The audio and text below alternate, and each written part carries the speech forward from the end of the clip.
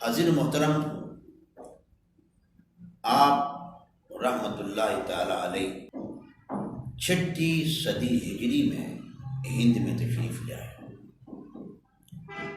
آپ کا نام نامی اسم گرامی حسن ہے۔ ویسے تو مشہور آپ معین الدین کے نام سے ہیں، لیکن یاد رہے یہ معین الدین یہ آپ کا نام نہیں ہے، یہ آپ کا لقب ہے۔ آپ کا نام حسن ہے، لیکن آپ کو لقب سے یاد کیا جاتا ہے۔ معین الدین کا معنی کیا ہے؟ دین کا مددگار۔ مطلب کیا ہے؟ مطلب یہ ہے کہ آپ کی شخصیت وہ شخصیت ہے کہ جو صبح و شام فقط اللہ کے دین کی تبلیغ میں مگن اور مصروف رہتی تھی، اور آپ کو سلطان الہند بھی کہا جاتا ہے۔ آپ ہند کے سلطان ہیں، بادشاہ ہیں، اور آپ کی بادشاہت وہ بادشاہت ہے کہ جو دنیا کی بادشاہتوں سے کئی گنا زیادہ افضل والا ہے۔ اس لیے کہ دنیا کے بادشاہ، دنیا دار بادشاہ، یہ لوگوں کے جسموں پر حکومت کرتے ہیں، لیکن خواجہ وہ بادشاہ ہیں جو جسموں پر نہیں بلکہ روحوں پر حکومت کرتے ہیں، لوگوں کے دلوں پر حکومت کرتے ہیں۔ آپ کو عطائے رسول بھی کہا جاتا ہے۔ مطلب کیا ہے؟ مطلب یہ ہے کہ آپ کی ذات وہ ذات ہے جن پر آقا علیہ الصلوۃ والسلام کا خاص کرم ہے، امام الانبیاء کا خاص فیض آپ کو عطا ہوا ہے۔ یہ بات یاد رہے، جو کوئی آقا کے دین کی خدمت کرتا ہے، احیاء سنت کے لیے میدان عمل میں مصروف عمل رہتا ہے، اس پر آقا علیہ الصلوۃ والسلام کا خاص کرم ہوتا ہے، اور جو اس میدان میں جتنا آگے بڑھتا جاتا ہے، حضور کی بارگاہ سے ملنے والا فضل، کرم اور فیض بھی اسی مقدار میں بڑھتا چلا جاتا ہے۔ آپ عطائے رسول ہیں۔ حاضر محترم، آپ ابھی بچپن میں تھے، آپ کے والد ماجد کا انتقال ہو گیا، اور وراثت کے اندر ایک باغ اور 5 چکی ملی وراثت میں، اور اسی کو آپ نے اپنا روزگار بنا لیا، ذریعہ معاش بنا لیا۔ کہا جاتا ہے کہ ایک روز آپ اپنے باغ میں کھیتی باڑی کر رہے تھے، ذریعہ معاش کے طور پر کام کر رہے تھے اپنے باغ میں، تو وہاں سے حضرت ابراہیم قندوزی رحمۃ اللہ تعالی علیہ کا گزر ہوا۔ حاضر محترم، یاد رہے، جب اللہ تعالیٰ کسی سے اپنا دین کا کام لینا چاہتا ہے، پھر رب کائنات اسباب پیدا فرما دیتا ہے۔ من یرید اللہ بہ خیرا یفقہہ فی الدین، کہ اللہ تعالیٰ جس کے ساتھ بھلائی کا ارادہ کرتا ہے، رب کائنات پھر اس سے دین کی سمجھ عطا کرتی ہے۔ آقا کی حدیث ہے۔ حاضر محترم، یہ آقا علیہ الصلوۃ والسلام کا فرمان ہے کہ اللہ تعالیٰ جس کے ساتھ بھلائی کا ارادہ کرتا ہے اسے دین کی سمجھ عطا کرتا ہے۔ وہ یہ نہ سوچے کہ کسی کے پاس مریدین کا ایک جم گٹھا ہے، بنگلے ہیں، پیسہ ہے، گاڑیاں ہیں، یورپ کے دورے کرتا ہے تو وہ بہت بڑا اللہ کا ولی ہے، اس پر اللہ کا خاص فضل ہے، خاص کرم ہے، اس سے رب کائنات نے چن لیا ہے۔ نہیں، یہ بات یاد رہے کہ جس سے رب کائنات اپنی محبت کے لیے، ولایت کے لیے، دوستی کے لیے چن لیتا ہے، رب کائنات پھر اس سے دین کی سمجھ عطا کرتا ہے۔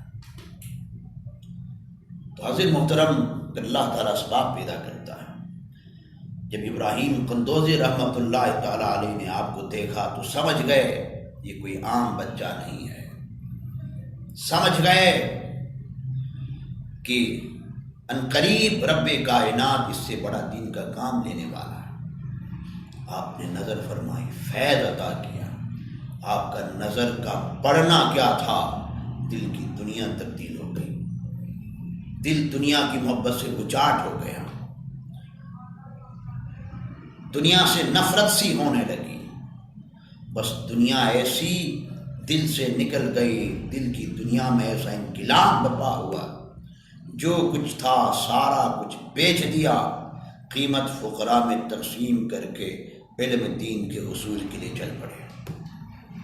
آپ سمرقند تشریف لے آئے، 15 سال کی عمر ہے، حضرت مولانا شرف الدین علیہ رحمہ کی بارگاہ میں حاضر ہو کر دین کے سبق کی ابتدا فرمائے۔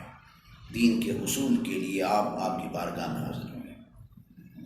حاضر محترم، غور کی بات ہے، یہ یاد رہے کہ ولایت کی ابتدا علم سے ہوتی ہے۔ علماء کی مجلس میں جانے سے بندہ ولی ہوتا ہے، اور ایک ہمارے نام نہاد ولی ہیں، قبروں کو تجارت بنانے والے، یہ نام نہاد لوگ، یہ علماء کے پاس جا کر علم حاصل کرنا تو دور کی بات ہے، انہیں اپنے پاس بلانا بھی گوارا نہیں سمجھتے۔ کوئی مرید اگر کسی عالم کی مجلس میں جائے تو اسے ناراض ہو جاتے ہیں، کسی عالم کا نام اپنی زبان سے لینے گوارا نہیں کرتے۔ ان کو پتہ ہے اگر عالم آ گیا میدان میں تو ان کی دکانداری بند ہو جائے گی۔ خیر، پھر آپ بخارا تشریف لے گئے، وہاں مولانا سام الدین بخاری رحمۃ اللہ تعالیٰ علیہ سے دین کے اسباق کی تکمیل فرمائی، ظاہری علوم کی تکمیل فرمائی، پھر باطنی علوم کے لیے، روحانیت کے لیے، روح کی تسکین کے لیے، باطن کی تسکین کے لیے، مقام ولایت کے لیے، اللہ کی محبت کے لیے، تاجدار کائنات کی محبت میں کامل ہونے کے لیے کسی مرشد کامل کی تلاش میں نکل پڑے۔ راستے میں نیشاپور آتا ہے، اور نیشاپور کا علاقہ، نواحی علاقہ ہارون، وہاں آپ کی ملاقات حضرت عثمان ہارونی چشتی رحمۃ اللہ تعالیٰ علیہ سے ہوتی ہے۔ آپ ان کے ہاتھ پر بیعت کرتے ہیں، وہاں پھر روحانی فیض حاصل کرتے ہیں، سلوک کی منزلیں طے کرتے ہیں، من کی تسکین کا سامان وہاں سے اکٹھا کرتے ہیں۔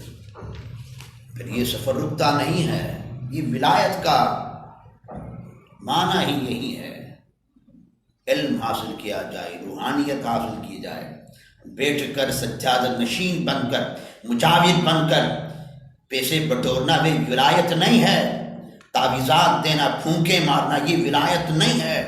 ولایت یہ ہے کہ صبح و شام علم دین حاصل کیا جائے، روح کی تسکین کے لیے، سلوک کے منازل کے حصول کے لیے بندہ مسافر بنتا رہے۔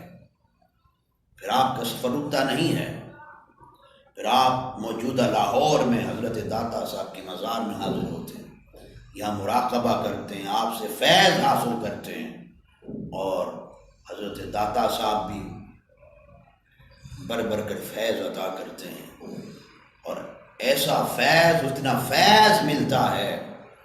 جب واپس تشریف لے گئے تو وہ مشہور معروف شعر فرما کے گئے، فرمایا کہ گنج بخش فیض عالم مظہر نور خدا، ناکساراں پیر کامل کاملاں رہنما۔ فرمایا کہ یہ وہ شخصیت ہیں۔ اب دیکھیں اولیاء کا طرز عمل اور طرز زندگی دیکھیں۔ داتا صاحب کی بارگاہ میں حاضر ہوئے، جو فیض ملا اس فیض کی ترجمانی کیا فرمائی؟ یہ نہیں فرمایا کہ بنگلے ملے، جائیدادیں ملی، نہیں، فرمایا کہ یہ وہ شخصیت ہیں جو کوئی ان کی بارگاہ میں حاضر ہوتا ہے، اگر وہ کامل ہے تو اس کے کمال میں مزید اضافہ ہو جاتا ہے، اگر ناقص حاضر ہوتا ہے تو رب کائنات اس سے کامل بنا دیتا ہے۔ تو حاضر محترم، اور صبح و شام ہما تن اللہ کی بات میں مصروف رہتے، ہما تن۔ اور جب حضرت سیدنا شیخ عبد القادر جیلانی نے یہ فرمایا کہ ھذا قدمی، کہ یہ میرا قدم تمام اولیاء کی گردنوں پر ہے، اس وقت آپ نے کشف کے ذریعے آپ کی بات کو سن لی اور فرمایا کہ اے شہنشاہ اولیاء، آپ کا پاؤں میری گردن پر نہیں ہے بلکہ آپ کا پاؤں میرے سر پر ہے۔